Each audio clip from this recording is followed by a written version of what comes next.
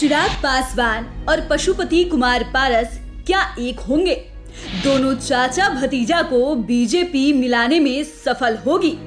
क्या बीजेपी चिराग पासवान को कैबिनेट के रास्ते एनडीए में शामिल करना चाहती है? केंद्रीय कैबिनेट में शामिल पशुपति कुमार पारस को ये मंजूर होगा? कई ऐसे ही सवाल इन दिनों बिहार से लेकर दिल्ली तक के सियासी गलियारे में तैर रहे हैं। लोगों के जहन में कौंध रहे हैं। दरअसल नीतीश कुमार के आरजेडी के साथ आने के बाद से चिराग पासवान के लिए महागठबंधन में शामिल होने के सारे रास्ते बंद हो गए हैं और अब उनके पास बीजेपी के अलावा बहुत ज्यादा कोई विकल्प भी नहीं है। लेकिन वहां भी एंट्री करना चिराग के लिए मुश्किल भरा काम है, क्योंकि वहां पहले से उनके चाचा पशुपति कुमार पारस मौजूद है और चिराग कैसे भूल सकते हैं कि उनके चाचा पारस की वजह से ही रामविलास पासवान की वर्षों की पार्टी लोजपा दो टुकड़ों में बंट गई, परिवार का रिश्ता बिखर गया और वे खुद दिल्ली में बेघर हो गए। उनके पिता का सपनों का महल ढह गया। ऐसे में ये किसी यक्ष प्रश्न से कम नहीं है कि पारस के रहते चिराग कैसे नरेंद्र मोदी की कैबिनेट में शामिल होंगे। दरअसल बिहार से लेकर दिल्ली तक इन दिनों ये चर्चा जोरों पर है कि जल्द ही केंद्रीय कैबिनेट का विस्तार होने वाला है और इस विस्तार में चिराग पासवान को भी जगह मिल सकती है। दरअसल बिहार में महागठबंधन की सरकार बनते ही बीजेपी अपनी नई स्ट्रेटजी में जुट गई है। आपको बता दें कि बिहार में 9 अगस्त को एनडीए सरकार गिरने के बाद 2 दिन बाद ही दिल्ली में बीजेपी की हाई लेवल मीटिंग हुई थी। इस मीटिंग में कई मुद्दों पर चर्चा हुई, लेकिन एक ऐसा भी मुद्दा था जिस पर खूब माथापच्ची हुई है। बड़े नेताओं के मंथन में ये बात निकलकर सामने आई है कि चाचा भतीजा को एक किया जाए, चिराग पासवान और पशुपति कुमार पारस को एकजुट किया जाए।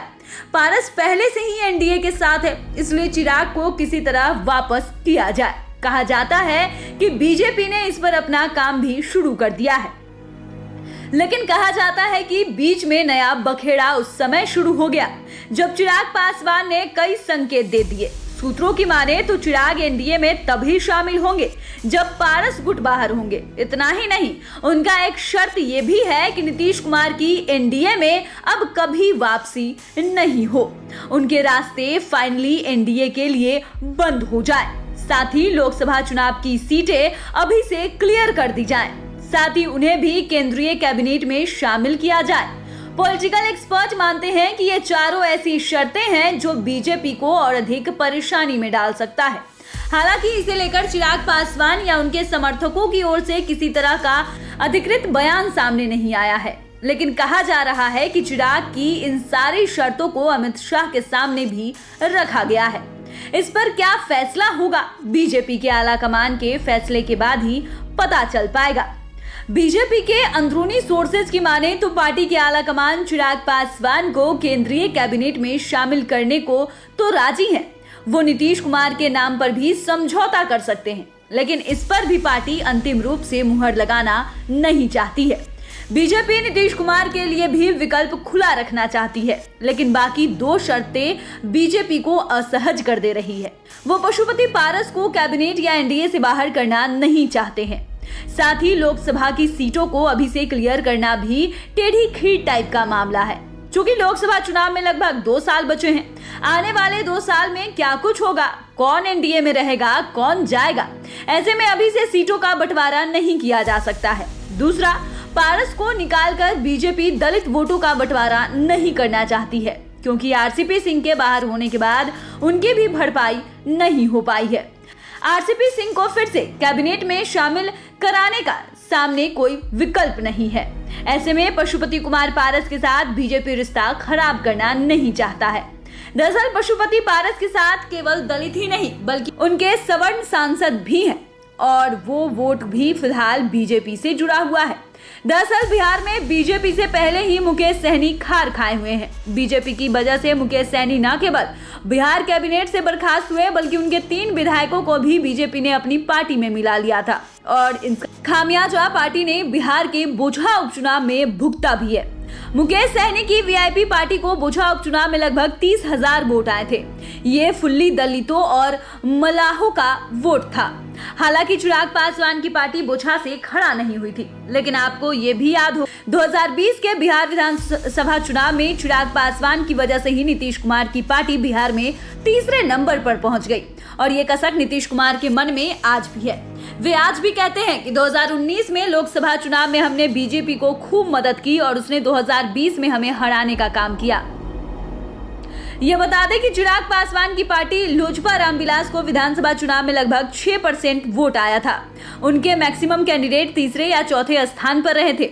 ऐसे में बीजेपी इस जुगाड़ में है कि चिराग पासवान को किसी तरह एनडीए में शामिल कराकर उनके 6% वोटों को एनडीए के खाते में डाला जाए। पॉलिटिकल एक्सपर्ट की माने तो मुकेश सहनी के जाने के बाद बीजेपी की मजबूरी भी है कि वो चिराग पासवान को हर हाल में अपने साथ रखे, लेकिन अंतिम फैसला तो अमित शाह को ही लेना है। कहने वाले तो ये भी कह रहे हैं कि चिराग पासवान का सीधा संबंध नरेंद्र मोदी से है। वे खुद को नरेंद्र मोदी का हनुमान कहते आए हैं। ऐसे में देखना होगा कि वे अपने हनुमान के लिए क्या करते हैं, लेकिन ये भी देखना होगा कि चाचा के कैबिनेट में रहते उनका हनुमान किस कदर बात मानते हैं, क्योंकि पिछले माह के लास्ट में चिराग ने मीडिया के सामने कहा था कि उनका किसी भी ऐसे गठबंधन में शामिल होना असंभव है जिसमें उनके चाचा पशुपति कुमार पारस होंगे। हर दल अपनी व्यक्तिगत महत्वाकांक्षा के कारण अंत में उसी दल के साथ चला जाता है जिसका विरोध करता रहता था। इसलिए मैं किसी गठबंधन में शामिल होने के बारे में विचार नहीं कर रहा हूं। जब बिहार में चुनाव आएगा उस समय तय करेंगे कि हमें क्या करना है।